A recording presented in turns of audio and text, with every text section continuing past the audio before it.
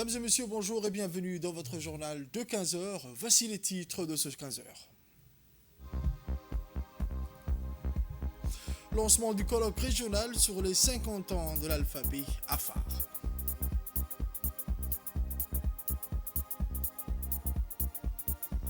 Autre actualité nationale, clôture d'un atelier de formation sur la transformation numérique.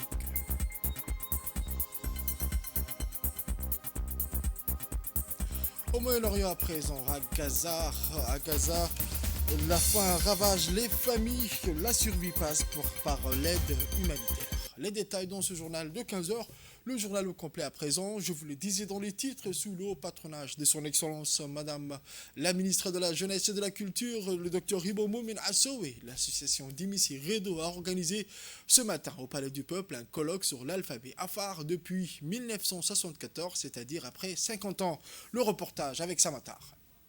Sous le haut patronage de son Excellence Madame la ministre de la Jeunesse et de la Culture, Hibo Moumin Assowe, l'association Dimis et Redo a organisé ce matin au Palais du Peuple un colloque sur l'alphabet Afar depuis 1974, c'est-à-dire après 50 ans.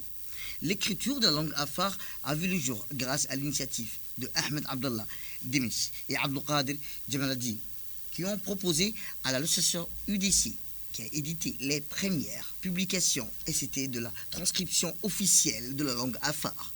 Cette année marque un jalon significatif dans l'histoire de la langue Afar. Cette langue vibrante a été un vecteur essentiel de culture et d'identité, de communication pour les communautés Afar réparties dans les pays de la Corne d'Afrique, notamment Éthiopie, Djibouti et l'Érythrée et la diaspora de par le monde.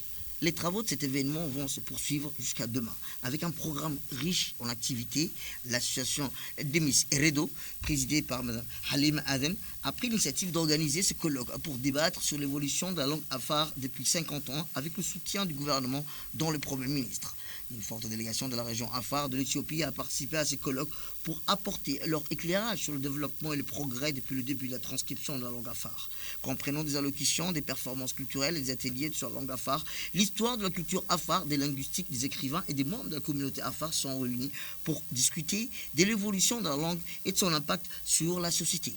La transcription de la langue Afar est non seulement aider à sa préservation, mais également à faciliter l'éducation et la communication parmi les jeunes générations. Durant ces colloques organisés par l'association Demis et Redo, des discussions sur les défis et les perspectives de la langue Afar, surtout à l'époque du numérique, seront à l'ordre du jour. Étaient également présents le président de l'université de Samara, Mohamed Ousmane, et le président de l'académie de la langue Afar, basé à Samara. Le ministre de la Jeunesse de la région Afar de l'Éthiopie a indiqué que la transcription de la langue Afar a non seulement aidé à sa préservation, mais a également facilité l'éducation et la communication parmi les jeunes générations. On écoute à présent le discours prononcé du docteur Hibo Moumin Assowe, la ministre de la Jeunesse et de la Culture de Djibouti. Cet anniversaire est l'occasion de réfléchir ensemble aux défis, obstacles, progrès et perspectives de notre langue dans un monde en perpétuelle évolution où les numériques jouent un rôle de plus en plus déterminant. Je tiens à souhaiter la bienvenue à nos invités qui nous font l'honneur de participer à ce colloque régional qui nous invite à partager nos connaissances sur des thématiques importantes pour l'avenir de cette langue maternelle, comme le bilan de 50 ans de la langue Afar entre défis surmontés et succès célébrés, la langue Afar à l'heure numérique, opportunités, défis et solutions, la place de la langue Afar dans l'éducation, un levier pour sa transmission et son rayonnement. Nos langues maternelles témoignent de nos capacités à atteindre l'unité dans la diversité qui est le ciment de notre cohésion sociale et notre force. La culture affermit notre identité, enracine nos aspirations qui se prolongent dans l'avenir et ouvre de nouvelles perspectives. Et nos langues maternelles, comme la langue Afar, creusées du socle de notre patrimoine culturel, portent nos cultures dans toute sa riche diversité indivisible. Souvenez-nous que c'est en 1974 que deux jeunes intellectuels Afar, M. Ahmed Abdallah Demis et Gamal Din Abdelkader Redo, ont pris l'initiative de transcrire l'Afar en lettres latines, jetant ainsi les bases de ce que nous connaissons aujourd'hui sous les noms d'alphabet Demis Reido. Leur engagement sans relâche, combiné à la mobilisation de la communauté, des associations culturelles et des personnalités djiboutiennes, a permis d'enseigner, de promouvoir cet outil essentiel pour préserver et valoriser la culture afar. On écoute à présent une réaction recueillie auprès d'un participant. Le ministre de la Santé, Dr Ahmed Roble Abdilé, et le président de la fondation GX, M. Long Xingying, ont présidé ensemble la cérémonie de signature d'un mémorandum d'entente entre le département de la Santé et la fondation GX.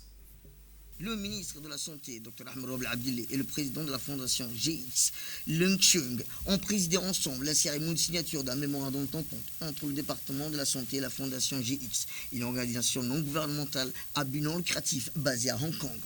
Ont assisté à cette rencontre l'ambassadeur de la Chine à Djibouti, le secrétaire général du ministère de la Santé ainsi que de hauts cadres du ministère de la Santé. Ces mémorandums s'inscrivent dans l'esprit de la coopération des relations internationales dans le cadre de l'initiative La ceinture et la route du soie conduite par le gouvernement chinois. La fondation GX lancera en collaboration avec le ministère de la Santé plusieurs projets, notamment l'élargissement du projet dédié à l'élimination de la cécité causée par la cataracte dans les régions de l'intérieur et un autre projet de lutte antivectorielle, moustiques et mouches. Ainsi, la Fondation mettra à disposition du département concerné des matériels et des équipements dans le cadre de la lutte antivectorielle. Actualité mentionnée dans les titres, l'Institut national des statistiques de Djibouti a clôturé aujourd'hui une formation majeure axée sur la transformation institutionnelle et numérique dans le système statistique national.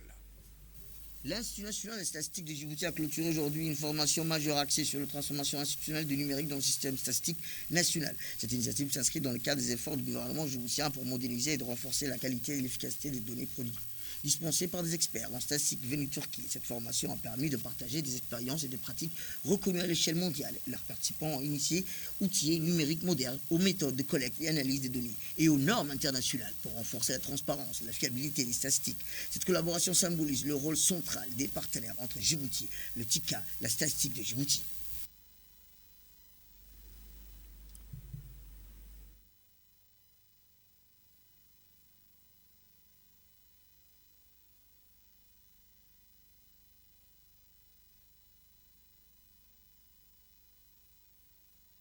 Je suis très content d'être ici.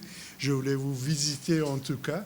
Ça me donne l'occasion de visiter une organisation qui est très importante pour Djibouti. Ce n'est pas seulement ce petit projet, mais c'est un appui continu de Turquie vers Djibouti. Comme on est des amis très serrés entre Turquie et Djibouti, du niveau présidentiel, M. Ismail Omar Guelleh et Erdogan, jusqu'à tous les niveaux. On est deux pays frères et amis. Il est l'heure de l'appel à la prière de Salah. Écoutons à présent le discours du directeur général de l'INSTAD, le Dr Ibrahim Abdi Hadi. Un immense plaisir et une profonde gratitude que nous nous retrouvons aujourd'hui pour clôturer cet atelier sur la transformation institutionnelle et numérique dans le système statistique de Djibouti. Permettez-moi, monsieur l'ambassadeur, tout d'abord d'adresser mes plus sincères remerciements à nos partenaires, en particulier l'ambassade de Turquie à Djibouti, l'Institut des statistiques de Turquie et l'agence TICA. Votre expertise, votre soutien technique et votre coopération constante témoignent de la force des relations bilatérales entre nos deux nations et du rôle crucial que joue la coopération Sud-Sud dans le renforcement des capacités institutionnelles. Je tiens à saluer l'engagement et l'enthousiasme de chaque participant ici présent. Vous avez démontré un intérêt sincère et un désir de transformer le système statistique de notre pays, un pilier essentiel pour une gestion éclairée et des décisions basées sur des données probantes. Mesdames et messieurs, dans un monde de plus en plus tourné vers la transformation numérique, les données sont devenues un levier stratégique pour la prise de décisions éclairées et l'élaboration des politiques publiques efficaces.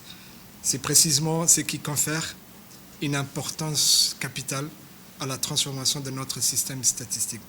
Nous devons faire en sorte que nos institutions soient capables d'exploiter pleinement les potentiels de nouvelles technologies pour produire des données fiables, rapides et pertinentes.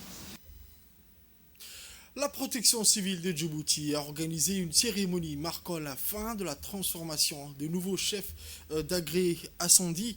Cette formation, qui s'est déroulée du 17 au 28 novembre 2024, a vu la participation de 15 sapeurs-pompiers djiboutiens. Encadrée par la force des armées françaises stationnées à Djibouti, cette formation intensive a permis aux participants de renforcer leurs compétences en gestion des incendies et de mieux répondre aux situations d'urgence. Les sapeurs-pompiers formés ont ainsi acquis des connaissances pratiques et théoriques sur les stratégies de lutte contre les incendies, la gestion des équipes et la coordination des interventions dans des conditions complexes. Cette formation constitue un pas important vers l'amélioration de la réponse aux catastrophes naturelles et aux incendies, renforçant ainsi la sécurité et la résilience de la population djiboutienne face aux risques.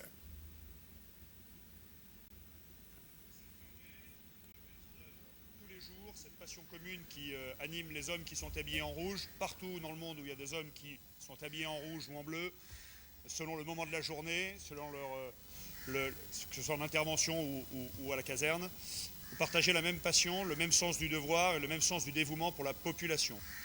Et c'est la raison pour laquelle le stage qui se termine aujourd'hui est un stage vraiment capital, important, vous l'avez bien rappelé, parce que c'est le stage qui permet à des hommes et des femmes en responsabilité sur l'échelon de manœuvre le plus important des pompiers, de prendre les bonnes décisions pour gagner du temps et puis toujours mieux protéger la population et éviter des dégâts plus grands lorsque c'est du bâtimentaire qui n'a pas forcément en jeu des vies. Mais évidemment, c'est un rôle très important qui est celui que vous allez endosser demain pour ceux d'entre vous qui achèvent cette formation avec le diplôme. On écoute à présent le colonel Abdelkader Abaïzid Moussa, le directeur général par intérim de la protection civile. C'est avec un immense plaisir que je tiens devant vous aujourd'hui pour célébrer la réussite de cette formation de chef d'agré incendie. Cette formation qui s'est déroulée du 17 novembre au 28 novembre a été un moment fort pour chacun des participants et pour nos institutions respectives. Elle a permis à 15 sapeurs-pompiers dévoués et engagés d'acquérir des compétences clés pour répondre aux défis toujours plus exigeants de leur mission, protéger, sauver des vies. Je tiens tout particulièrement à féliciter les candidats pour leur engagement et leur persévérance tout au long de ces 2 semaines intensives. Vous êtes aujourd'hui mieux armés pour faire face à vos responsabilités, contribuer efficacement à la sécurité de nos communautés. Mes remerciements vont également aux 2 sous-officiers de la brigade des sapeurs-pompiers de Paris qui ont dispensé cette formation. Votre expertise, votre rigueur, votre pédagogie ont été essentiellement pour garantir la qualité de cet apprentissage. Vous avez fait un travail remarquable. Nous vous en sommes profondément reconnaissants. Enfin, à vous, les diplômés, j'ai dit ceci, ce diplôme que vous recevez aujourd'hui n'est pas seulement une reconnaissance de vos efforts, c'est aussi une responsabilité. Vous êtes désormais les leaders de vos équipes, des chefs capables de guider, de former et de prendre des décisions cruciales dans des moments où chaque seconde compte. Autre actualité de ce 15h, le mercredi 27 novembre 2024, au centre d'instruction navale du camp de Doralé, s'est tenue la cérémonie officielle de clôture de l'exercice multinational Bull Shark 25-1 en présence de hauts responsables militaires et de partenaires internationaux. Le contre-amiral Kubu, commandant adjoint de la Combined Joint Task Force Horn of Africa, a été accueilli par le colonel Waïsmar Bogore, commandant de la garde-côte djiboutienne, avant de passer en revue un piquet d'honneur. La cérémonie a réuni des officiers de la garde-côte djiboutienne, de la marine nationale, de la brigade d'intervention rapide des forces armées djiboutiennes, ainsi que des officiers des forces américaines, françaises, espagnoles et japonaises. Le colonel Mackay, directeur de l'exercice Bull Bull Shark 25-1 a souligné l'importance stratégique de Djibouti et la nécessité d'une collaboration renforcée pour faire face aux défis complexes de la région. Le colonel Waïs Omar Boghoré a exprimé sa fierté pour les progrès réalisés au cours de cet exercice qui a permis d'améliorer l'interopérabilité entre forces, de tester les capacités opérationnelles en situation critique et de renforcer les partenariats internationaux. Il a salué les progrès réalisés en termes d'interopérabilité, de coordination dans les scénarios complexes et de protection des vies humaines. Il a remercié les participants djiboutiens pour leur professionnalisme et les partenaires internationaux pour leur expertise et leur soutien, tout en soulignant l'importance des partenariats pour relever les défis globaux. Le contre-amiral Kubu a félicité les participants pour leur professionnalisme et leur engagement, rappelant l'importance de tel exercice pour garantir la stabilité régionale et renforcer les liens entre nations. La cérémonie s'est conclue par la remise des certificats aux participants en reconnaissance de leur dévouement et de leur contribution au succès de l'exercice. Une photo de famille a immortalisé cet événement qui illustre l'unité et la solidarité entre partenaires nationaux et internationaux au service de la sécurité maritime.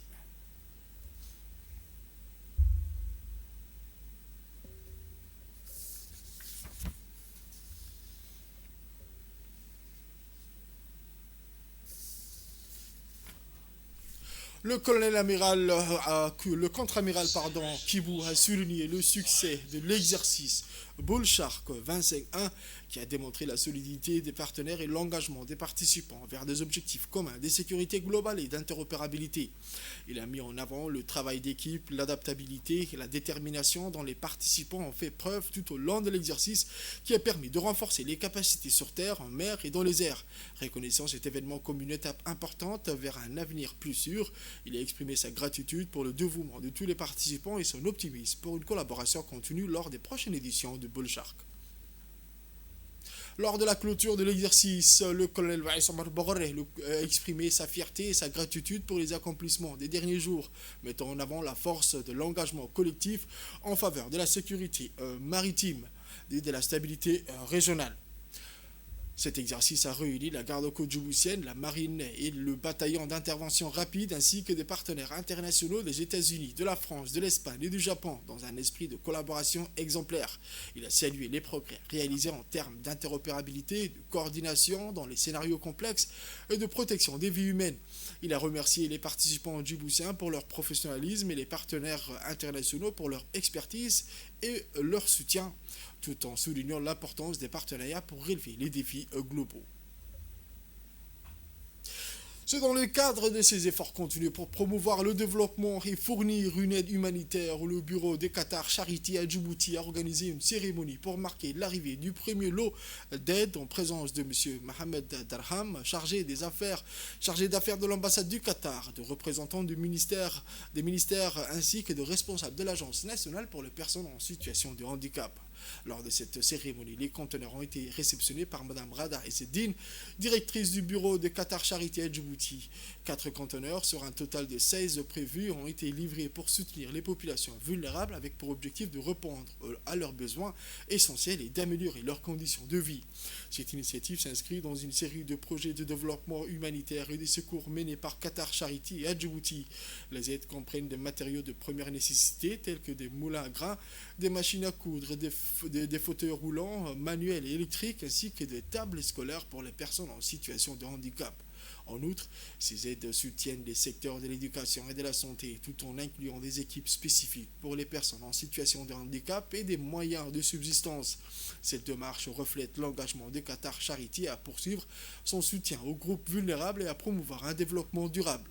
Il convient de noter que le bureau de Qatar Charity met en œuvre de nombreux projets variés allant des aides d'urgence et saisonnières aux initiatives de développement, d'éducation et de santé, en passant par des programmes de logement social et des parrainages d'orphelins. Qatar Charity a ouvert son bureau à Djibouti en 2016 dans le cadre de sa politique visant à superviser directement ses projets de construction, de développement et de secours. À Qatar, du gouvernement de Qatar, Nations Unies commence maintenant un partenariat avec Qatar Charity. Je remercie aussi les collègues de Qatar Charity pour leur confiance dans le système des Nations Unies. Et tout ce matériel, maintenant, on va travailler avec le gouvernement pour assurer que ça arrive dans les personnes qui ont les besoins, dans les écoles, et les femmes, etc., qui sont dépendants des différents types de matériaux. Madame Rada Izzeddine, directrice du bureau, a souligné que ces conteneurs s'inscrivent dans un plan global de distribution des aides en plusieurs phases avec la livraison des conteneurs restants prévus dans les semaines à venir. Elle a également insisté sur l'importance de collaborer avec les autorités gouvernementales et les partenaires locaux pour garantir une distribution rapide des aides aux bénéficiaires. Les produits que nous offrons se repartissent, a-t-elle indiqué, en plusieurs secteurs principaux, notamment la santé, l'éducation, la protection sociale et l'autonomisation économique. Ces initiatives ciblent diverses catégories telles que les jeunes, les femmes et les personnes en situation de handicap dans le but de promouvoir le développement durable et de renforcer la solidarité sociale au sein de la société djiboutienne, conformément à la vision et aux objectifs de Qatar Charity dans le service de l'humanité.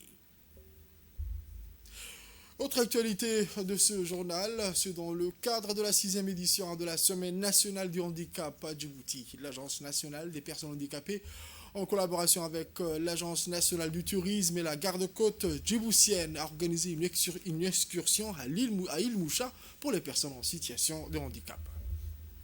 Dans le cadre de la 6e édition de la Semaine nationale du handicap, l'Agence nationale des personnes handicapées, en collaboration avec l'Agence nationale du tourisme et les gardes-côtes, ont organisé une excursion de l'île Moucha pour les personnes en situation de handicap. Cette journée a offert aux personnes en situation de handicap l'opportunité de découvrir la richesse et la diversité de la faune et de la flore sous-marine par une visite guidée des mangroves. Au programme, une plongée sous-marine spécialement adaptée, permettant aux participants de découvrir les richesses sous-marines. Ce fut une expérience mémorable pour tous. Les personnes en situation de handicap ont pleinement profité de cette occasion unique pour explorer la richesse du monde marin. À leur retour, elles ont été chaleureusement accueillies par le directeur général de l'ANPH et le colonel de la garde-côte, ainsi que le directeur de l'Agence nationale du tourisme. Des activités ludiques et de natation ont été organisées et les personnes ont pu profiter pleinement de l'environnement exceptionnel de cette plage encadrée par des professionnels de la garde-côte qui ont tous mis en œuvre pour faire de cette journée une occasion mémorable. Le directeur général de l'ANT, l'Agence nationale du tourisme, a indiqué que cette journée était marquée par une joie et une fierté indescriptibles. Parmi les participants, certains n'ayant jamais vu l'île Moucha. Aujourd'hui, c'était une journée de sensibilisation pour la découverte des îles Moucha Mascali. C'était une journée qu'on a aimé associer avec, dans les cadres de cette semaine, avec l'ANPH et la garde-côte. C'était une journée destinée à montrer les bienfaits du tourisme, surtout les touristes balnéaires aux handicapés. Donc, une trentaine de personnes ont pour la première fois, pour la plupart, visité et découvert l'île. Ils ont pu réaliser des activités de plongée, mais aussi des activités de baignade. Il y avait aussi une séance éducative. On les a aussi montré les bienfaits des mangroves et aussi de l'écosystème sous-marin, les coraux et la biodiversité des fonds marins. Donc l'important, c'est justement de montrer que le tourisme est avant tout inclusif et que toute personne, quel que soit son handicap, peut profiter des bienfaits du tourisme. Aujourd'hui, on parle d'un tourisme inclusif qui est une composante du développement durable. Donc ça, c'est le point important. Et vraiment, nous, en tant qu'Agence nationale du tourisme, on va toujours s'efforcer pour permettre accessible de profiter des bienfaits du tourisme. Deuxièmement, on voudrait aussi passer un message à tous les opérateurs touristiques, qu'ils soient opérateurs de logistique, ça veut dire un opérateur balnéaire, un transporteur de bateaux qui dispose des bateaux, ou bien un transporteur qui dispose des véhicules, y compris aussi les hôteliers, les restaurants qui sont sur les sites touristiques.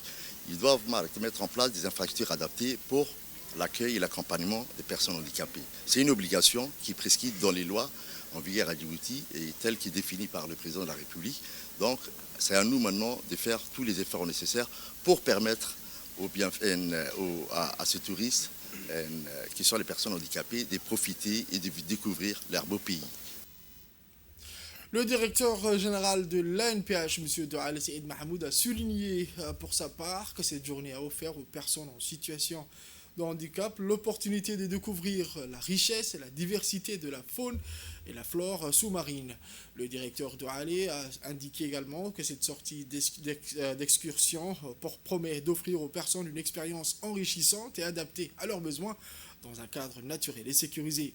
Le DG a remercié le colonel de la garde-côte pour le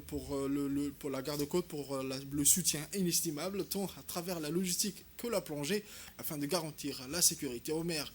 Il tient également à exprimer sa profonde reconnaissance à l'Agence nationale du tourisme pour sa collaboration précieuse qui a grandement contribué à la réussite de cette belle journée.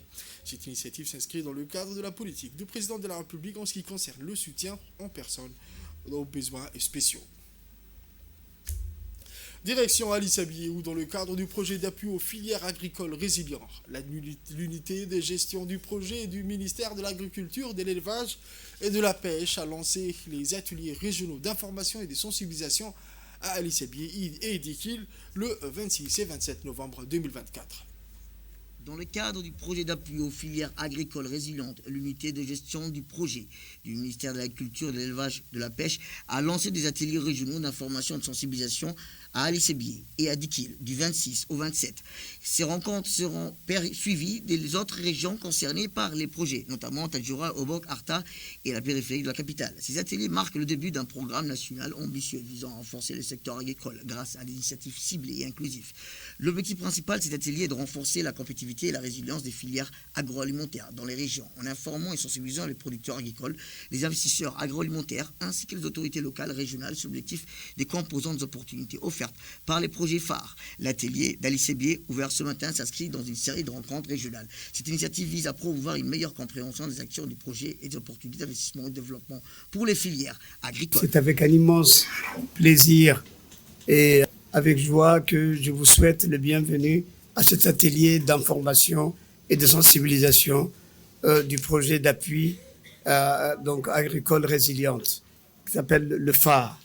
C'est un premier atelier que nous tenons à Alice Abié, qui est le début d'une série d'ateliers qu'on va tenir dans les autres régions, bien sûr.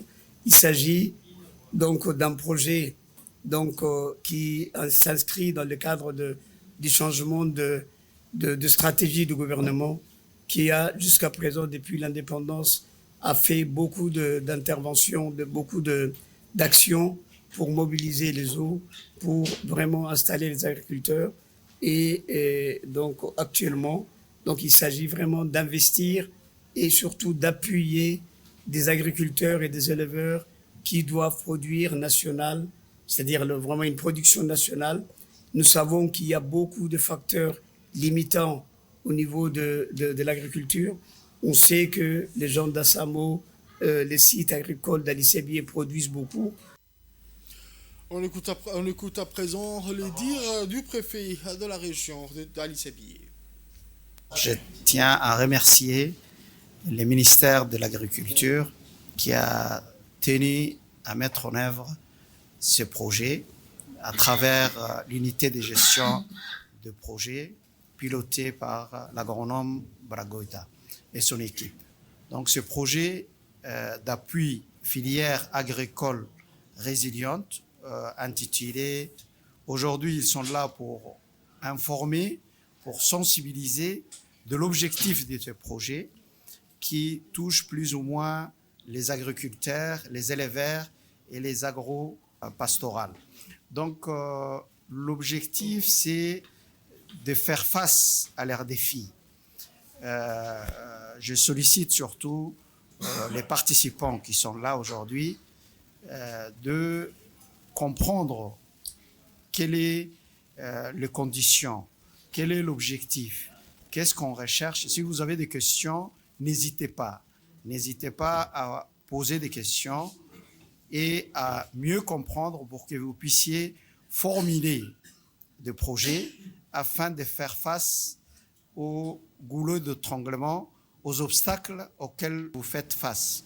Je pense que c'est une orientation et une volonté politique du président de la République qui souhaite qu'on puisse faire face à la résilience.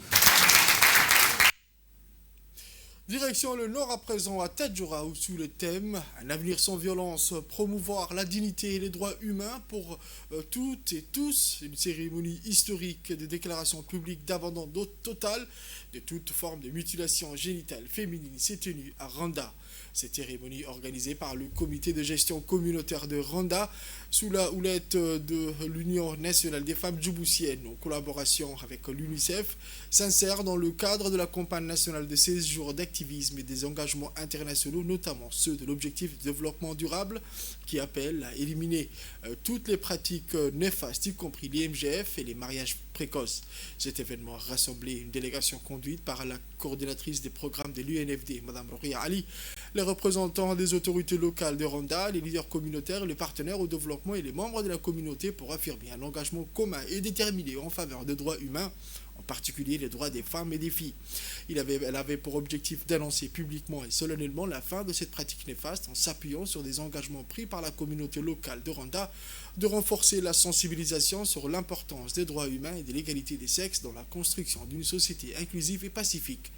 Des témoignages poignants des survivants et des champions locaux de la lutte contre les MGF ont été effectués. Le CGC de Randa a présenté un plan d'action sur 10 ans visant à renforcer les mécanismes communautaires pour promouvoir, protéger et défendre les droits humains au niveau local.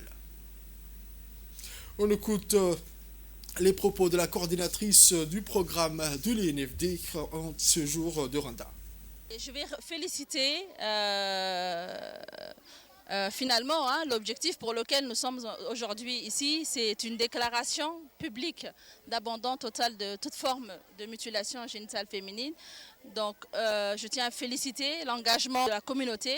C'est une communauté qui est consciente, qui a un plan d'action et nous sommes tout à fait engagés à vous soutenir dans la réalisation de son plan d'action que nous représentons ici et qui est présidé par son Excellence, la Première Dame et Présidente de l'UNFD, est engagée et a toujours travaillé avec ses partenaires, notamment avec l'UNICEF, au renforcement, à la structuration communautaire. C'est surtout une volonté politique, une volonté engagée, une volonté très renforcée du président de la République, son Excellence Maaloum Reguele, qui vraiment ne ménage aucun effort, en fait, qui a mis en haut de l'échelle les droits de la femme, et vraiment nous en remercions.